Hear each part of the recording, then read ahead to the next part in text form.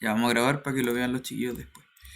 La integral, el asunto es que, claro, cuando tú ya defines lo que es una medida como tal, y en particular nos interesa la medida de Lebesgue, que era lo último que vimos la última vez. Después, claro, esto todo sirve para definir lo que es la integral en el sentido abstracto. ¿Ya? Vamos a ver que se puede definir una integral a partir de una medida. ¿Ya? Entonces, dependiendo de cuál será la medida, yo puedo obtener una integral. ¿Ya? Bajo ciertas condiciones que vamos a ver. ¿Ya? Depende del espacio. Entonces es una forma de integrar que es bastante abstracto porque se adapta a un montón de posibilidades, de universos, de entornos, ¿no es cierto? Depende del problema, depende de donde uno está atacando. Entonces vamos a ver que hay, claro, esto da como una forma para integrar de manera abstracta, en muchos sentidos, ¿ya? Entonces primero,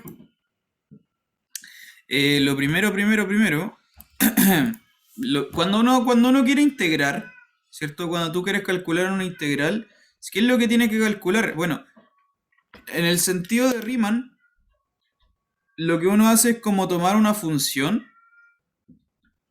¿cierto? Tomas una función y miras casi como la partición de un intervalo, y miras así como las sumas superiores de Riemann, etcétera. Entonces, básicamente como que uno integra funciones en un dominio específico. ¿Ya? ¿Qué condiciones tienen que cumplir esas funciones para ser integrables? Eso es una discusión que tomó un tiempo, bueno, que se supone que formalizaron Riemann y Stieltjes. Claro, porque ese trabajo no lo hizo Riemann solo, pasó a llamarse la integral de Riemann, pero había por supuesto que hubo colaboraciones de varios matemáticos. Entonces, como le recuerdo que existe una definición que uno dice que f es Riemann integrable. ¿Qué significa una función Riemann integrable? Una función es Riemann integrable cuando pasa qué cosa. ¿Te acuerdas? ¿Qué es una función Riemann integrable? Yo me acuerdo que eh, la como integral inferior y superior coincidían. Sí, sí, eso es.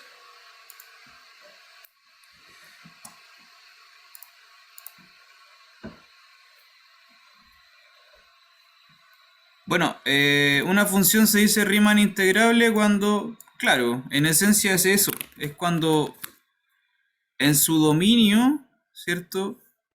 Bueno, digamos en un intervalo. Típicamente son en algún lugar, ¿no es cierto? En algún intervalo cerrado, de hecho. Es Riemann integrable cuando ocurre eso, claro, que la integral superior, que muchas veces se anota como así, es igual a la integral inferior, ¿ya? En el intervalo A, B. No, vamos a volver a retomar este concepto más adelante porque vamos a hacer la comparación de la integral que vamos a definir. Espera que me están llamando harto y parece que es importante. Dame un segundo.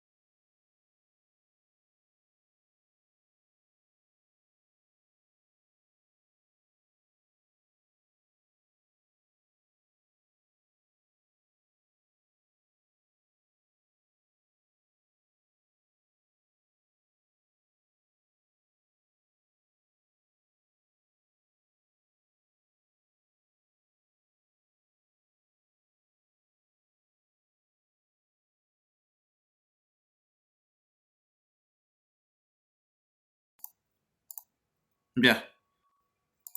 Así que nos llamaron por el tema que te comentaba. Bueno, en fin. Ya volvamos. Entonces, lo que te estaba diciendo es que...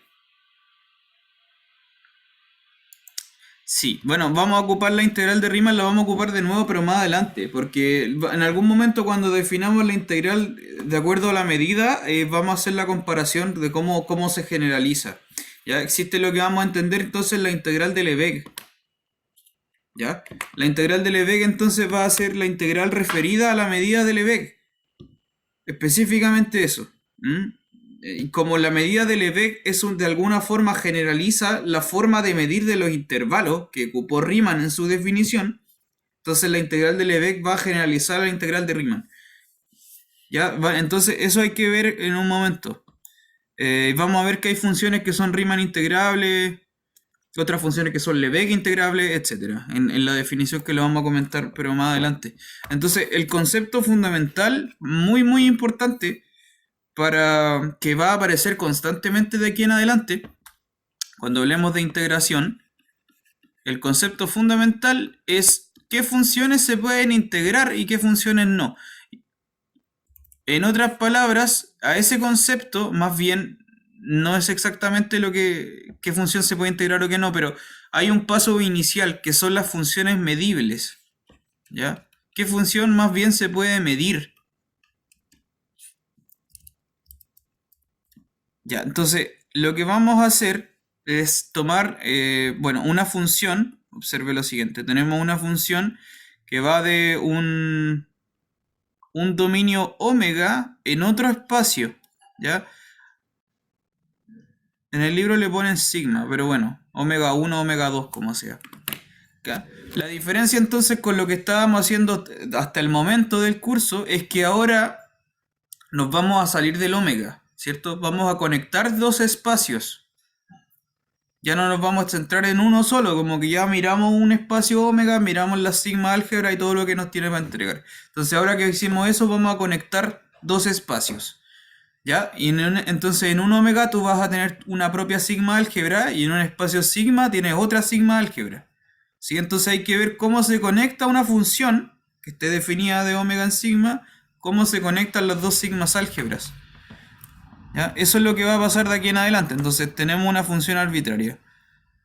¿Ya? Sea esta cosa una función arbitraria. Donde el omega y el sigma son conjuntos no vacíos, arbitrarios también. ¿Ya? Vamos a pedir entonces que tenemos un par omega A, sigma B, omega A y sigma B. Vamos a tomar estos dos conjuntos, que son estos pares que es lo que llamábamos son espacios medibles.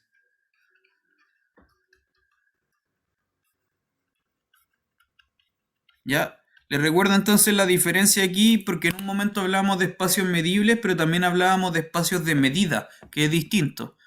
En el espacio de medida se requiere que además haya una medida bien definida en la sigma álgebra.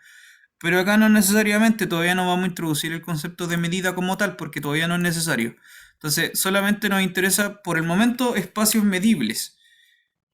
¿Ya? Sin una medida concreta, solamente un omega con su sigma álgebra. Entonces, cuando tengo una función que va de espacios medibles, entre espacios medibles, podemos hablar de una función como tal, f se llama medible, ¿ya? Entonces, definición, decimos que f es medible, ¿vale? Una función se dice medible si, ¿qué es lo que tiene que pasar para que una función sea medible? No sé si has leído el apunte, no sé si has leído alguno de los libros, no sé si se sabe la definición, pero es algo bastante como predecible la definición. Ya, la definición que vamos a dar. Una función se dice medible si es que tiene que cumplir lo mismo que cumplen las funciones cuando queremos que cumplan algo, entre espacios. Entre espacios. No pensando tanto en el punto de vista del álgebra, porque en el álgebra pensamos, no sé, homomorfismos, que es otra cosa. Pero cuando hablamos como en términos del análisis o la topología, cuando uno tiene una función, no sé, hay un montón de funciones con distintas características, están las funciones continuas, las funciones abiertas, las funciones cerradas, tienen las funciones que son diferenciables, los que son los difeomorfismos, etcétera, ¿no? Hay un montón de cosas, están las funciones holomorfas, que son como categorías de funciones que conectan los espacios ambiente, ¿ya? En todos esos casos, o no todo, pero en la mayoría siempre se requiere algo en concreto. Entonces, ¿y qué es esa cosa en concreto? Lo que tiene que pasar es que las imágenes inversas del que está del lado derecho caigan en el lado izquierdo, ¿sí? Esa es una definición súper transversal en matemática. De hecho, así se definen las funciones continuas, que no sé si lo han visto ya en topología.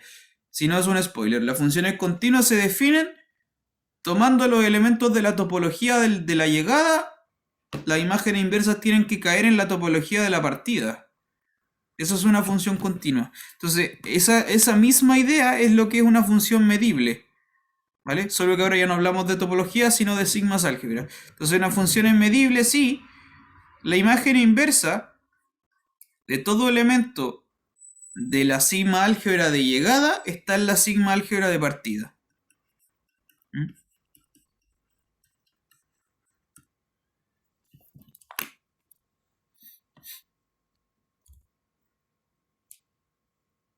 Eso es lo que se define una función medible, ¿ya?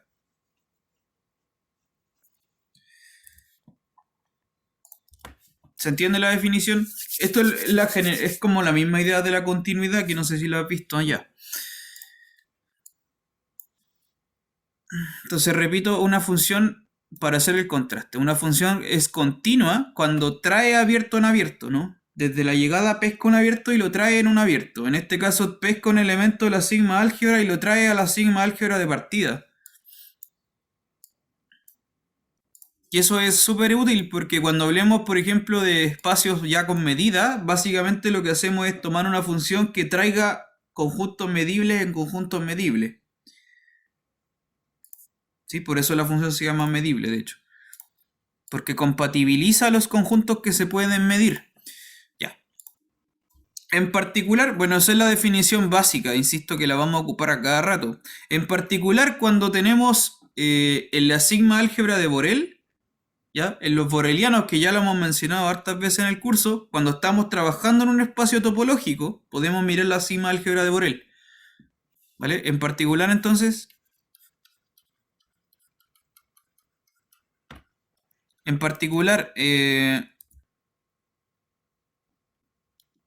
si tengo omega A y tengo ahora un espacio I tau, donde este es un espacio topológico, ¿vale? Este es un espacio medible, y este de acá es un espacio topológico.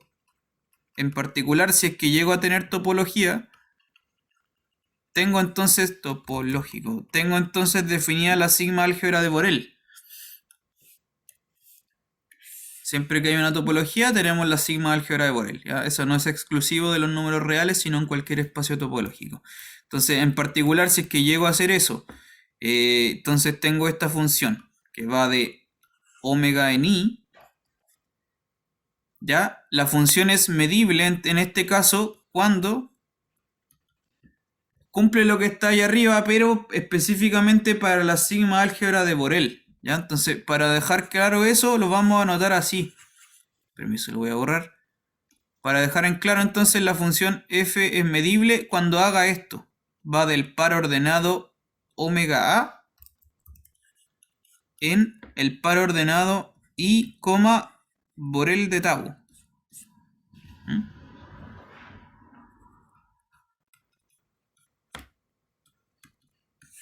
¿Ya? Es medible si es que se cumple lo que está allá, específicamente para la sigma álgebra de Borel en el lado derecho.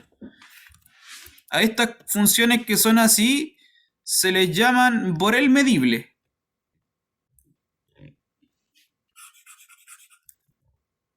¿Ya? Ese es el nombre que tiene, se dice Borel medible. O medible según Borel, o Medible en el sentido de Borel, etc.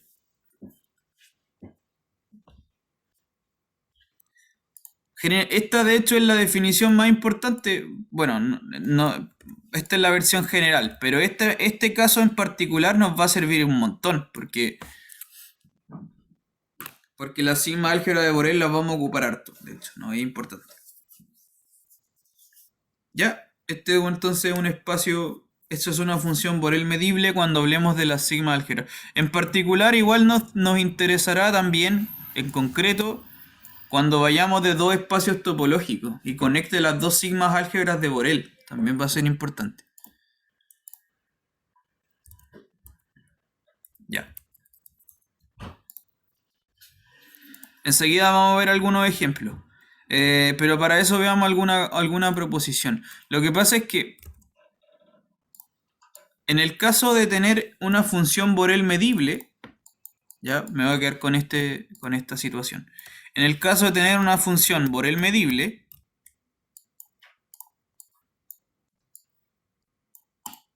estamos pensando entonces que el conjunto de llegada tiene su topología. El de partida da lo mismo, pero el de llegada tiene una topología. Si el de llegada tiene una topología, entonces yo puedo tomar las imágenes inversas de los abiertos de la llegada. ¿Sí? Entonces puedo plantear una especie de continuidad.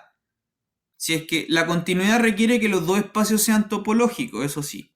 ¿Ya? Pero aún así, si solamente el de llegada es topológico, yo puedo sacar como los abiertos de aquí, tomar la imagen inversa y ver si es que caen en lo que sea que caiga aquí en la sigma álgebra de partida. Entonces, en particular, como te decía, podemos considerar más específicamente este caso en concreto. Cuando tenemos un espacio topológico y tomo una función medible en las sigmas álgebras de Borel correspondientes, ¿ya?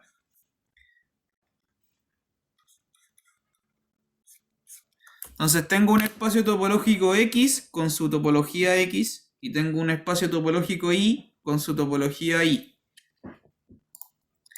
Y lo que hago entonces es tomar una función Borel medible que conecta las dos sigmas álgebras de Borel. Vamos a ver ejemplos de todo esto, insisto. Lo que pasa es que en este caso tiene sentido hablar también de continuidad. ¿Sí? Tiene mucho sentido hablar de continuidad porque... A ver. Porque la sigma álgebra de Borel, en cualquier espacio, ya sea el X, ya sea el Y, como sea, esta sigma álgebra de Borel contiene a la propia topología, por definición. De hecho es por definición, sí. Entonces, yo puedo, con una función Borel medible, extraer los abiertos y ver si es que caen en abiertos en el lado de aquí. ¿Ya? Entonces, para una función que es Borel medible, cabe la pregunta de si es una función continua o no. O viceversa, si tengo una función continua, ¿será que tengo una función Borel medible? ¿Sí? Ahora, en este sentido, totalmente se pueden compatibilizar las dos nociones, de continuidad y de ser Borel medible. ¿Ya? La sigma álgebra de Borel es más que la topología. Naturalmente que es un conjunto más grande. Entonces, si tengo una función Borel medible, ¿qué es lo que hace? Saco un boreliano, toma la imagen inversa y resulta ser un boreliano del lado de partida. Pero eso no implica que sea continua, ¿cierto? No implica que sea continua porque si tú tomas un abierto del lado derecho, tomas la imagen inversa, no tiene por qué darte un elemento de la topología, sino que va a pertenecer a la sigma álgebra. ¿Ya? Lo que quiero decir entonces es lo siguiente, voy a anotarlo. Primero tiene que tener claro esto es un principio básico, que la topología es un objeto dentro de la sigma álgebra de Borel. Entonces, observación.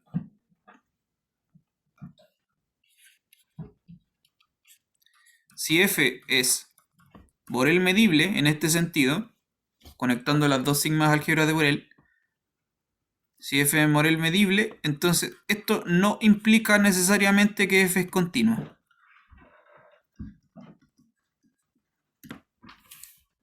¿Ya? No necesariamente entonces implica la continuidad.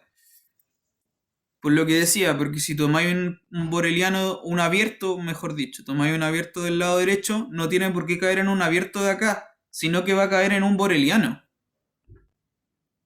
¿Sí? Que un boreliano generaliza el concepto de un abierto, precisamente porque es algo más grande.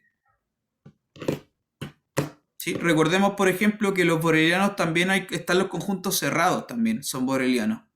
Tanto los abiertos como los cerrados son borelianos, por ejemplo.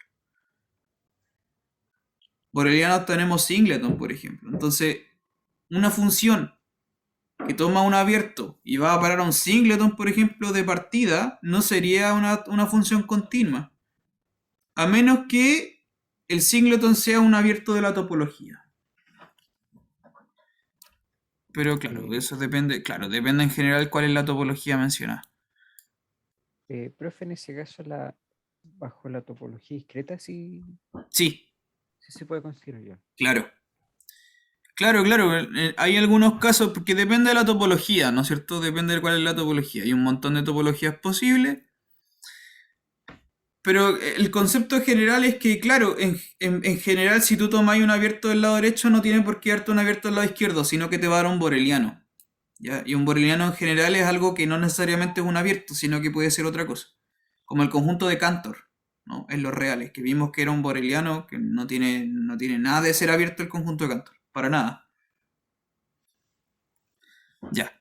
Pero lo que sí es cierto es al revés, y eso lo vamos a demostrar ahora. Que si una función es continua, entonces es Borel medible.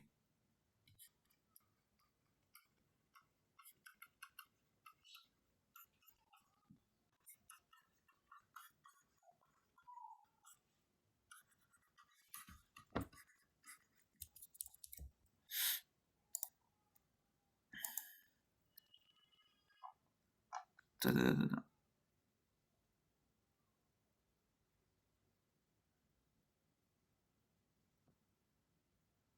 Mejor dicho, no, esto no está muy bien. Eso, bueno, eso es cierto.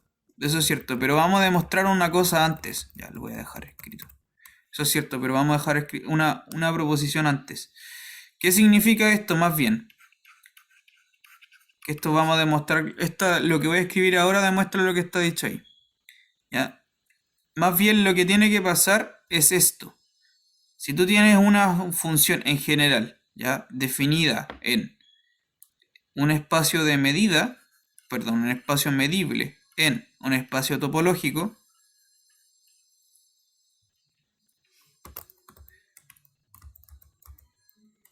¿ya? La función f es por el medible si solo si f a la menos 1 de g está en la sigma álgebra de A para cualquier g en la topología.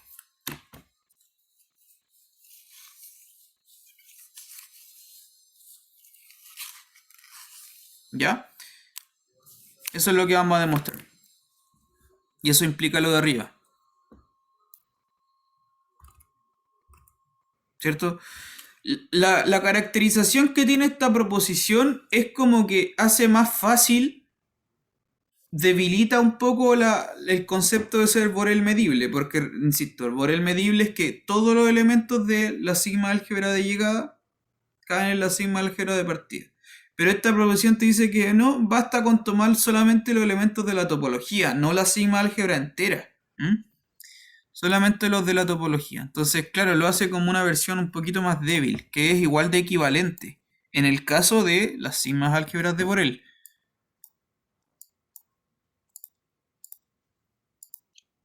Y eso de hecho implica lo que está acá arriba, de hecho.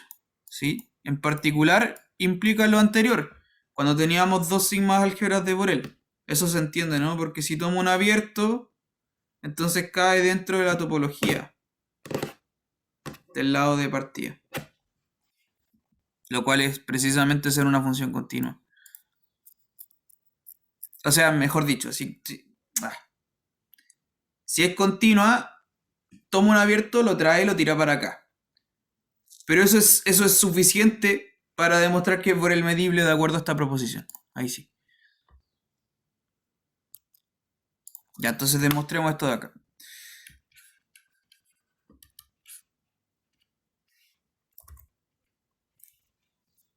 Bueno, hay una implicación que es inmediata, ¿no es cierto? Hay una implicación que es inmediata. ¿Cuál será inmediata? Que por el medible implica Sí, pues, que la imagen ¿cierto? inversa es la sigma álgebra. Naturalmente. Sí, porque es una versión más fuerte del otro. La otra es como más débil, ¿no es cierto? Que ese criterio más débil implica algo grandote, eso es lo que hay que demostrar. Entonces, claro, hay que asumir eso, ¿no? Que todo abierto de la topología cae dentro de la sigma álgebra de partida. Lo que se hace es, entonces, para demostrar esta cuestión,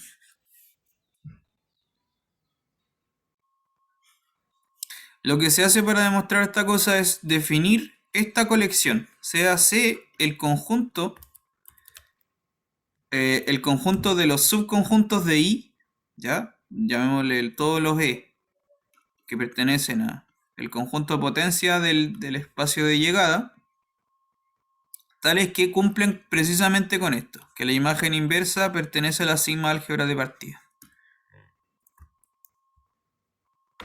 ¿Ya? Entonces, ¿qué es esta colección C? Esta colección C, básicamente esta colección C es la colección de todos los conjuntos que hacen lo que uno quiere que hagan. ¿Sí? Claro, es la colección donde las cosas funcionan bien. Y ¿qué hay que hacer? Demostrar que esta colección es una colección bastante grande, entonces va a implicar que la función es por el medible. ¿Sí? Entonces estoy tomando la colección donde las cosas funcionan bien. Y lo que pasa es que se puede probar, esto lo vamos a dejar como lo vamos a comentar en breve, pero se puede demostrar, que no es para nada difícil, lo vamos a ver en un momento, se puede probar que esta colección C es una sigma álgebra.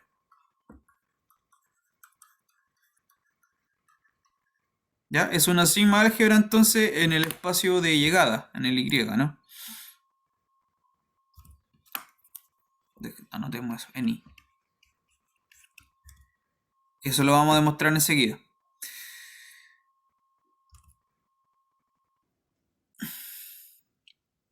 Ya, entonces tenemos una sigma álgebra en I. ¿Ya? Estamos asumiendo, nuestra hipótesis es que la imagen inversa de los elementos de la topología están en la sigma álgebra. Por lo tanto, todo elemento de la topología pertenece a esta colección C. Es decir, por hipótesis, por lo que estamos suponiendo como hipótesis, tenemos en particular que tau es una subcolección de la familia C.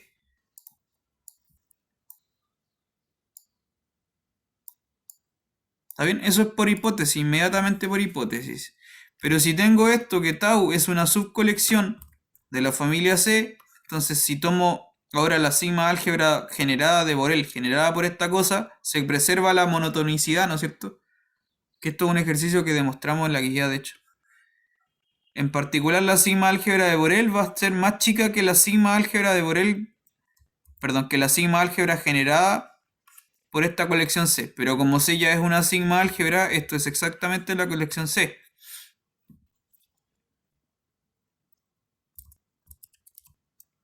Y eso termina la demostración, de hecho, porque ¿qué significa eso? Que todos los elementos de los borelianos, todos los borelianos cumplen con que su imagen inversa pertenece a la sigma álgebra de partida.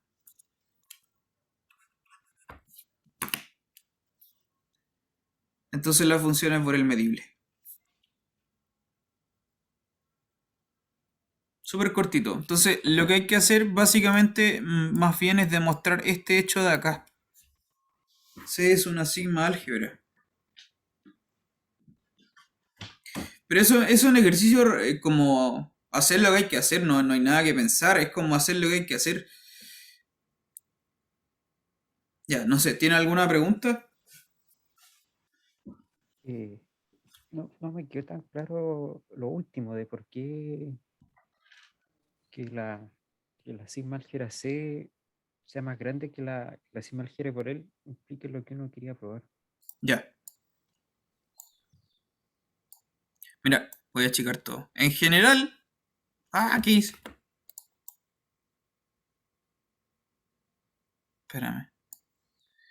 En general, cuando tú tienes esto, ¿no es cierto? Creo que no me acuerdo si lo pusimos en la guía, ya se me olvidó. Pero si tienes una colección metida dentro de otra, este fenómeno siempre pasa, ¿no? Que la sigma álgebra del primero va a estar metida dentro de la sigma álgebra del segundo. ¿Eso es claro o no es claro? Sí, Ya. eso me queda claro. Eso es lo que estamos usando de hecho, porque mira.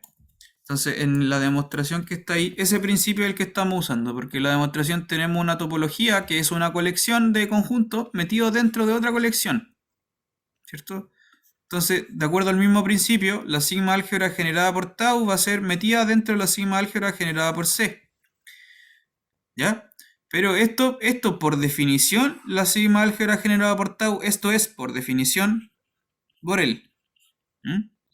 Y por este otro lado tengo una sigma álgebra generada por una cosa que ya es una sigma álgebra. Entonces esto no puede ser sino la misma C, que ya es una sigma álgebra. ¿Se entendió ahí? Sí, Ya. Claro, y eso es lo que queríamos demostrar, de hecho.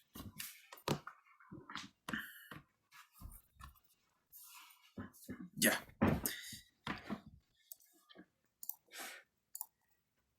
Ya, entonces, claro, tenemos esta cosa. Lo que hay que demostrar entonces, que quedaba pendiente, es un ejercicio aparte. Este, de hecho, un muy buen ejercicio porque revela hartas cosas igual. A pesar de ser como simple, igual tiene lo suyo. Justo borré lo que no quería borrar. Eso. Este es un ejercicio aparte que hay que pensar como de manera aparte. Como lema, si se quiere, para esta proposición. Porque C es una sigma álgebra. Ya, no hay mucho que pensar. Para nada. Hay que hacer lo que hay que hacer. Demostrar que tiene al conjunto de Y, ¿cierto? Que es cerrada para el complemento. Entonces, de nuevo tenemos F que va de omega en I. Ya. Y definimos esta cuestión. Entonces, demostremos este hecho. Porque igual tiene algunas implicaciones importantes que hay que comentar. Ya, entonces, para demostrar que C es una sigma álgebra, hay que hacer lo que hay que hacer. Primero, ver que función arbitraria. Primero, ver que contiene a el conjunto Y.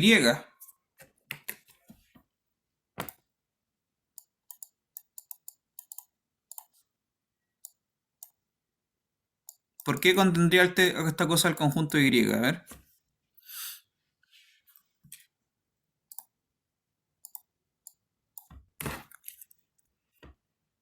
Primero hay que ver esto. Y pertenece a C.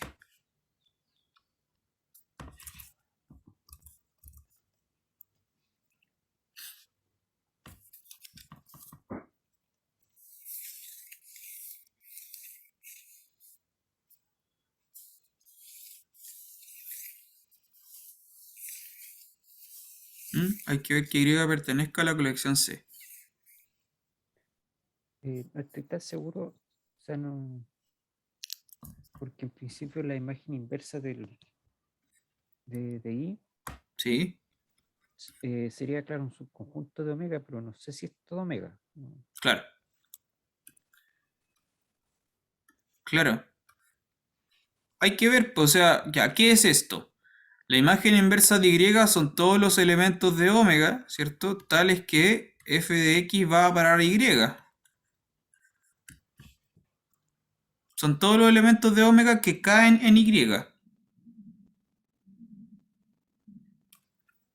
Entonces, sí, sí es todo omega, po, es todo omega, Ah, porque sí. sí, porque todos los elementos de partida caen en Y por definición, ¿no es cierto? Por definición de la función. Si es todo el omega. Entonces, claro. Como el omega pertenece ya a la A, porque la A es una sigma álgebra, esto implica efectivamente que el Y está en la sigma álgebra, bueno, en la colección C. Ya, ese es el primer paso. Porque esto efectivamente pertenece a A. Primera cosa. Segunda cosa, hay que probar que esto es cerrado para el complemento.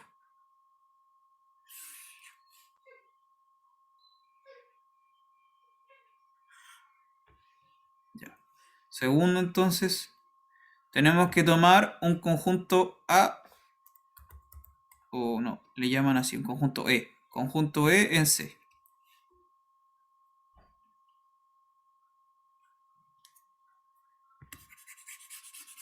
Ya, hay que demostrar entonces que el complemento pertenece.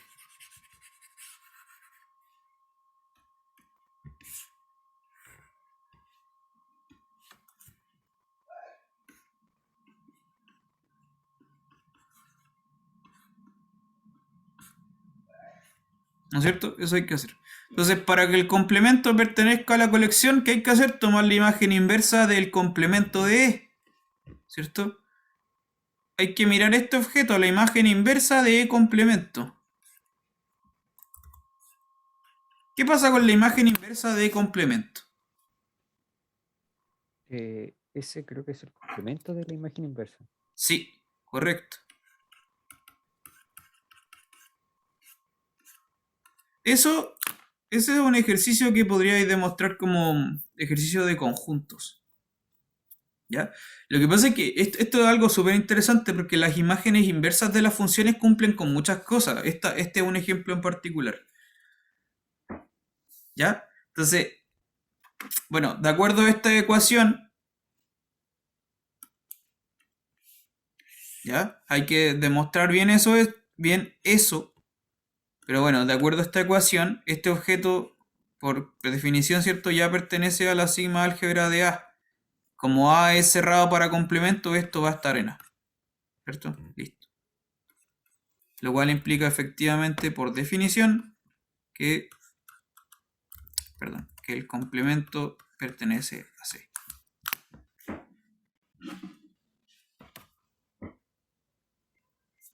Ya, este es un ejercicio entonces que se lo voy a dejar ahí pendiente para que lo revise. El complemento de la imagen inversa es la imagen inversa del complemento.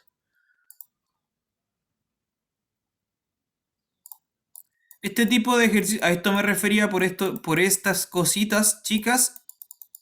Este lema es interesante. Por también lo que vamos a ver ahora. Cuando ahora tenemos que tomar la unión numerable, ¿cierto? De conjuntos de C. Y tomar la imagen inversa de una unión numerable. ¿Qué pasa con eso? También es algo muy interesante.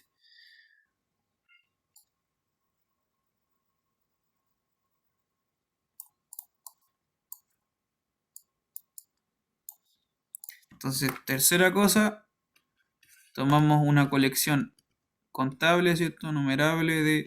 Puse eso, viene a ver. De elementos en C. Sucesión arbitraria. Entonces, hay que considerar qué pasa con la imagen inversa de la unión de estos E sub n's. La imagen inversa de la unión. ¿Qué pasa con la imagen inversa de la unión? A ver.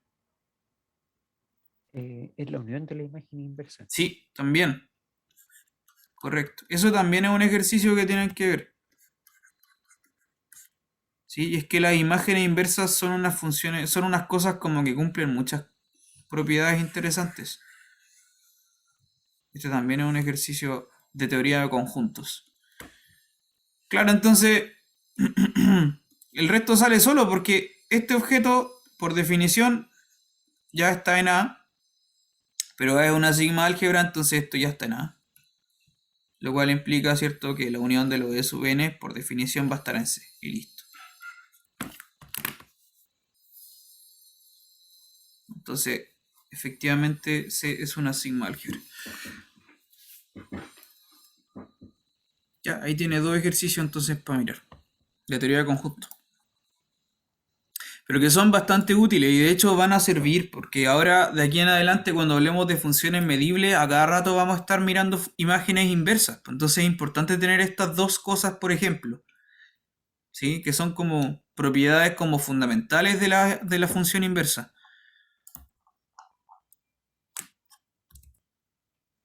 Ya, ¿tienes alguna pregunta? ¿Cómo vamos? No, profe, ni una duda. Ya, bacán. Ahí tienes como dos propiedades fundamentales. Y esta colección C también es re importante porque es la colección donde las cosas pasan. Entonces, saber desde ya que la colección C es una sigma álgebra nos va a entregar hartos beneficios. ¿Sí? Para todo lo que tengamos que hacer. Entonces, ahora en particular, claro, lo que tenemos es que si tenemos de entre dos espacios topológicos, ¿ya? Una función medible, perdón, una función que está definida sobre las sigmas álgebras de Borel, volvemos a la situación de antes que te mostré. Entonces, en particular, lo que acabamos de demostrar con este principio es que la función es continua, ¿cierto? Implica que es Borel medible.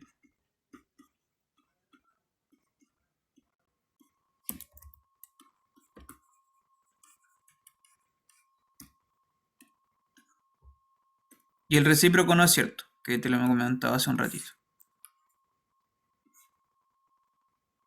¿Ya? Una función continua entonces Borel medible, lo que significa, en otras palabras, que las funciones Borel medibles son más que las funciones continuas.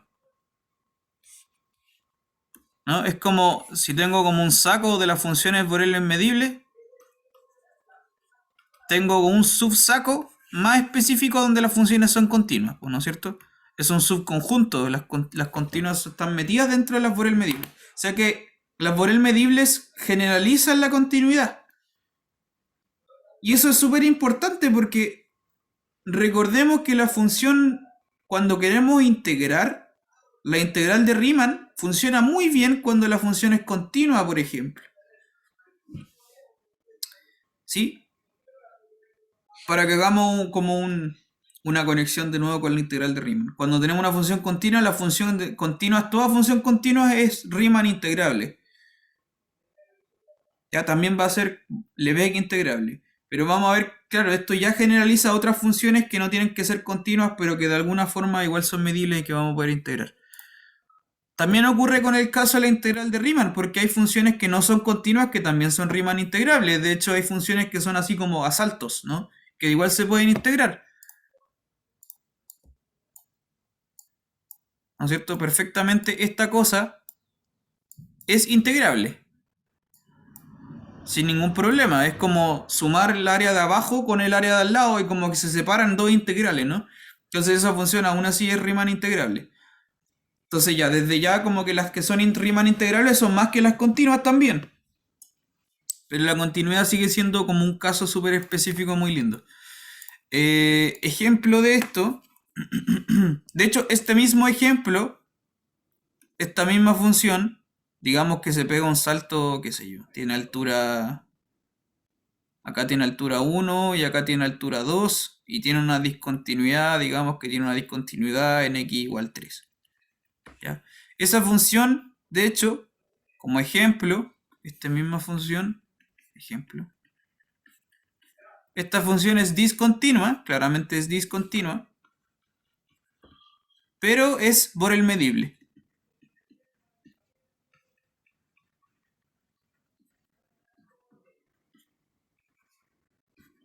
Se puede demostrar que esta función es Borel medible y es discontinua. Ahí tiene un ejemplo. Un ejemplo bastante básico, de hecho es como dos líneas horizontales.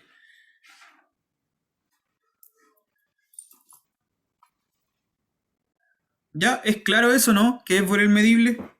¿O no es claro que sea Borel medible? Sí, sí, profe. Ya, que bueno. Sí, porque si tú tomas la imagen inversa, ¿cierto? La imagen inversa de cualquier subconjunto de los reales te va a dar algo que tampoco tiene tantas posibilidades, porque la llegada tiene dos puntos nomás, entonces la imagen inversa de sea lo que sea el conjunto que tomé no tiene muchas posibilidades, y en todas las posibilidades o te va a dar abierto o te va a dar cerrado. Ya se puede sacar la cuenta, la imagen inversa de la cuestión que tomé o te va a dar un abierto o te va a dar un cerrado, los cuales son borelianos.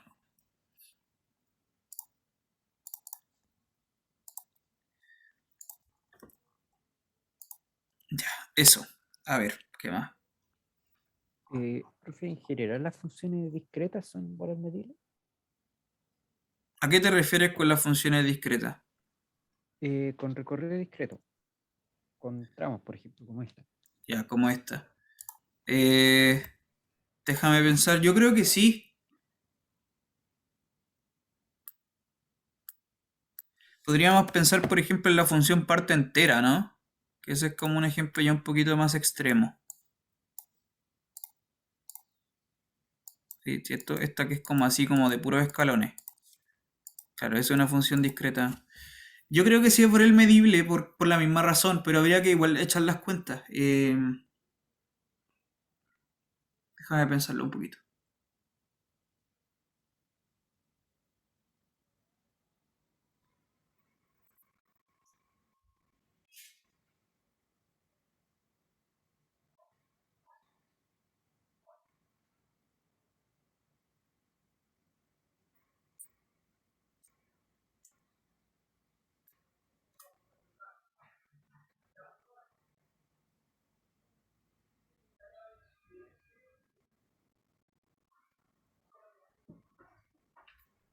Sí, yo creo que sí, pero sí, sí, bueno, es más complicado que el caso anterior porque como hay infinitas discontinuidades, igual se complica. Pero yo creo que sí. Bueno, voy a echarle un ojo a esto porque no te puedo decir al tiro, pero yo creo que sí. Voy a intentar sacarlo y te lo comento para la próxima clase. Ya, profe. Es una muy buena pregunta. Igual, en general, también, claro, hablando como de ejemplos concretos, el que te había dado recién era así, ¿no? Por ejemplo.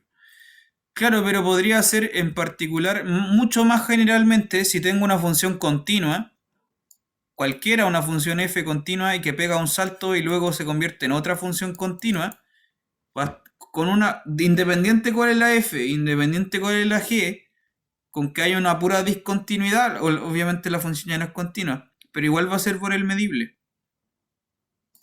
en general, ¿ya?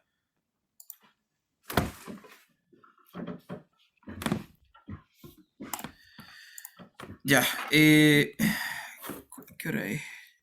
Ya, nos queda un ratito más. Lo último que podemos revisar ahora es lo siguiente, que es una caracterización también para las funciones de Borel medible en el caso de los números reales.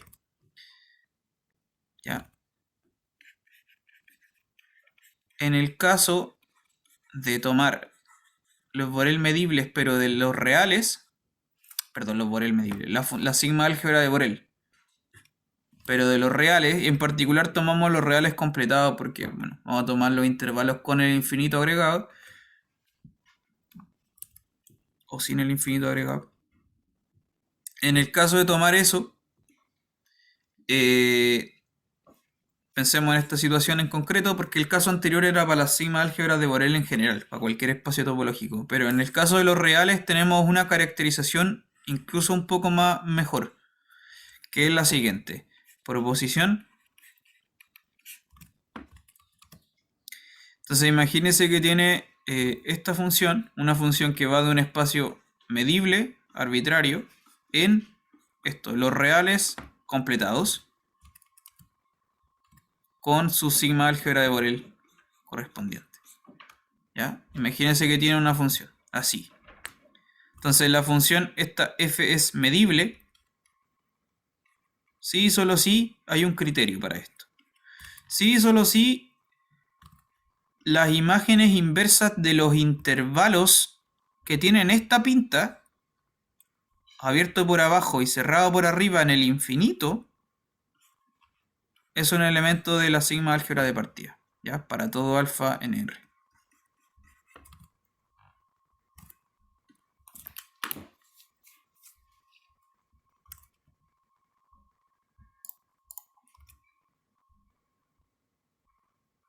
¿Ok?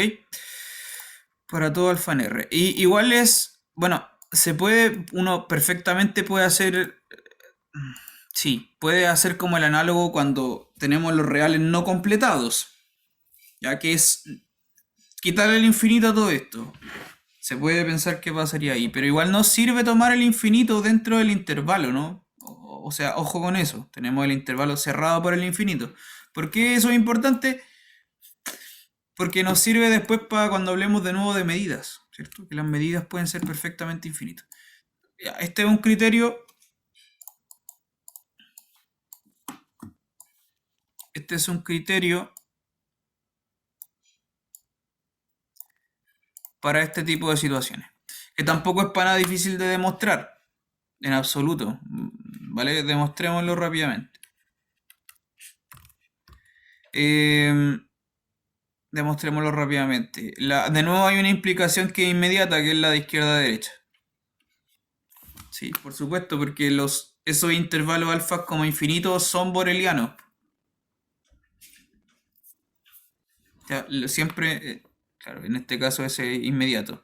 El que no es inmediato es la otra implicación, ¿no? Porque esa condición es suficiente.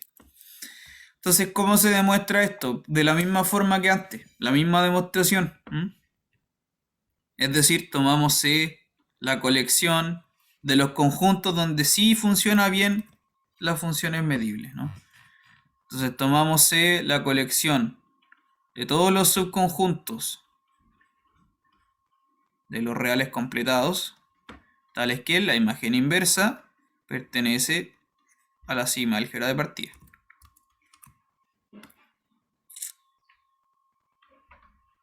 Entonces, de nuevo, esta cuestión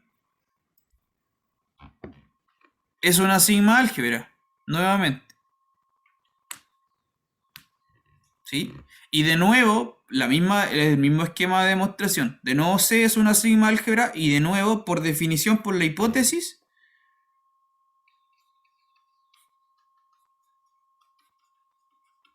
puesto que es la misma colección C de antes, de nuevo por hipótesis, por cómo está definida la hipótesis, es que todos los intervalos alfa como infinito pertenecen a C, ¿cierto? Para todo alfa.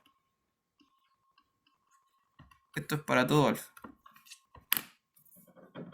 Cualquier número real. Pero como C es una sigma álgebra, ahora nos podemos apropiar de las propiedades de que sea sigma álgebra.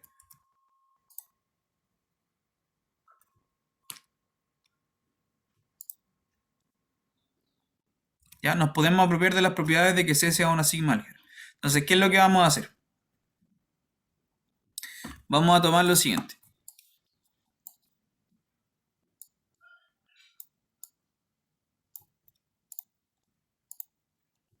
Voy a anotar con otro color. Entonces vamos a fijar un alfa cualquiera. Fije alfa arbitrario, número real arbitrario. Y pensemos entonces en esta colección de intervalos. Vamos a tomar alfa menos 1 partido por n, coma infinito. ¿Ya? Esta es una colección de infinitos intervalos. Cada uno de ellos pertenece a C, para todo n. ¿Cierto? Y como C es una sigma álgebra, insisto, entonces puedo tomar, por ejemplo, la unión de ellos. Pero más aún, tenemos lo siguiente. Tenemos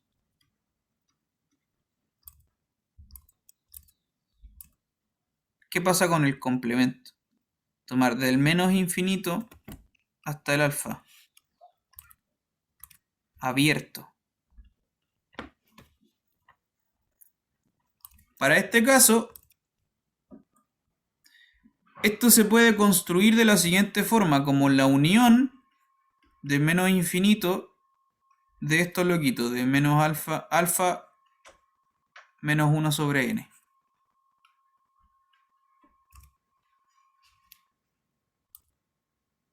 ¿Sí? Que es exactamente el complemento de lo que está ahí arriba.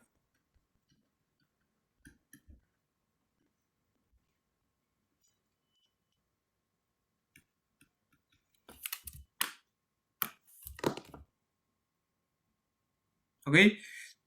Ese principio es súper importante para las sigma álgebras. Tomar así como la unión de algo que empieza como a achicarse. En este caso empieza como a crecer. Porque tengo cierto de menos uno partido por n, entonces estoy como agrandándolo por el lado derecho, por el lado de izquierda a derecha. Entonces, cuando empieza a crecer hacia el infinito, al final termino agarrando el alfa igual.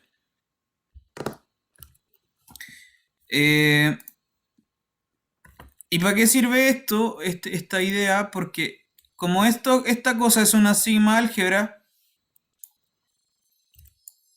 y cada uno de estos locos está en C, entonces el complemento está en C, y entonces la unión de todos estos locos está en C. Anotemos eso. Cada uno de estos está en C, por lo tanto el complemento está en C, y como tengo la unión de elementos en C, también está en C por ser una sigma álgebra, lo que significa que todos estos objetos de acá también pertenecen a la sigma álgebra. ¿Ya? Los que son alfa infinito y los que son menos infinito alfa también están en la sigma álgebra. Entonces, ¿qué puedo hacer con eso? Independiente de cuál es el alfa. ¿Qué puedo hacer con eso? Puedo juntarlos, puedo intersectarlos, puedo tomar el complemento de uno del otro, etc.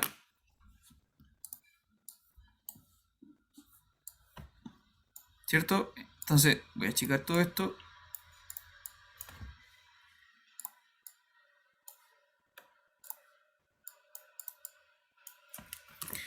Entonces, para terminar la demostración, lo que uno hace entonces, claro, finalmente es tomar la intersección de cualquier alfa con cualquier beta. Uno puede hacer esto, ¿no? Desde el menos infinito a un alfa. No, a un beta. Sí, a un beta. Intersectado desde un alfa a un infinito. Esta intersección te va a dar esto. El intervalo alfa-beta. Que por lo tanto es un elemento de la sigma álgebra. ¿Verdad? Es decir que la sigma álgebra C contiene a todos los intervalos abiertos. Para cualquier alfa o cualquier beta, ¿no? Contiene cualquier intervalo abierto.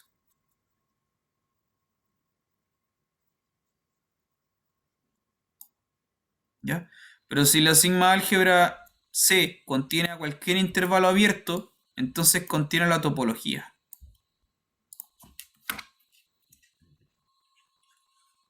Eso implica, si contiene cualquier intervalo abierto, como es cerrado para uniones, eso significa que contiene la topología entera. Y si contiene la topología entera, va a tener a toda la sigma álgebra de Borel. Y eso termina la demostración.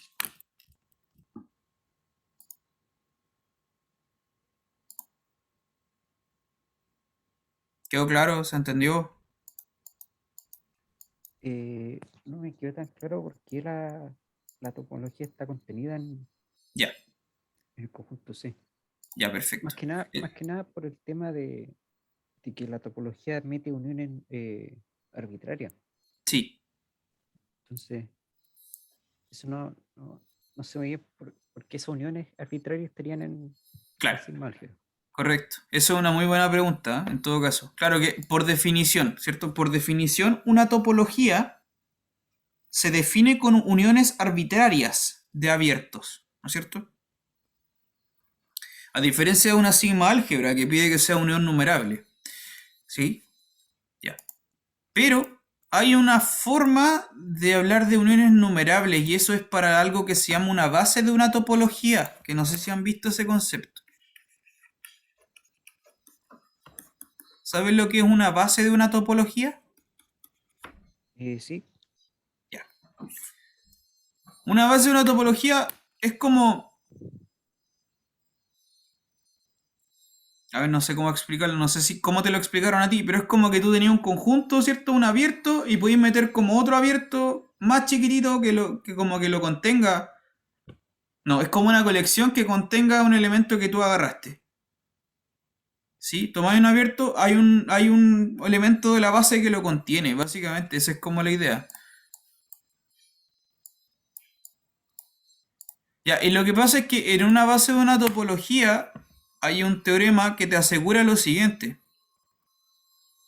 que es que si tienes una topología tau, tienes B una base de esa topología, se puede demostrar que esto es un teorema, que de hecho no es tan difícil, que si tú tomas cualquier elemento de la topología, entonces existen un montón de elementos, pero son numerables, ¿ya? De la base de la topología,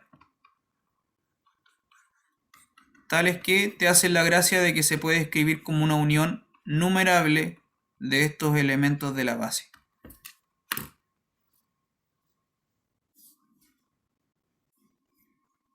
Eh, sí, sí, sí, de hecho recuerdo que a mí me lo pasaron con esa como definición, Ya, pero para unión arbitraria también. ya. No, pero hay un teorema que te asegura que se puede hacer para uniones numerables. Ah, ya. ¿Ya? De hecho, ese mismo principio, o sea, esta es la versión general, es la versión general de otro principio que ya se tenía en R. Claro, esta es la versión general, pero hay un principio en R que dice en particular, en R. En particular, uno sabe que si tú tomas cualquier abierto de los reales, siempre se puede escribir así, como una unión numerable de intervalos. ¿Sí? Una unión numerable de intervalos. Todo abierto se puede escribir como una unión numerable. Basta con que sea numerable de intervalos. Eso hace que los intervalos hagan una base para la topología.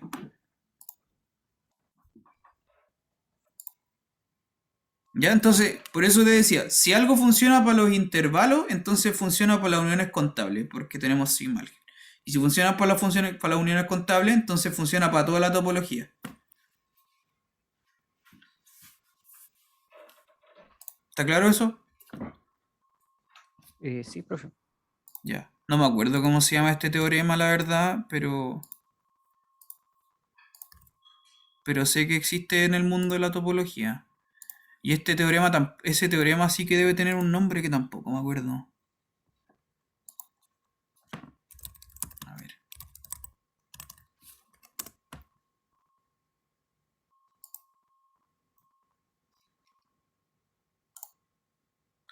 Sí, estoy seguro que eso tiene un nombre.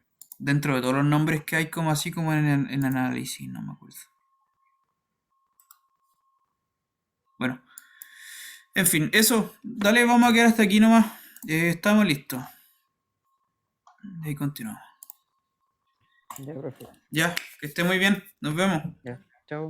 Chao, chao, cuídate.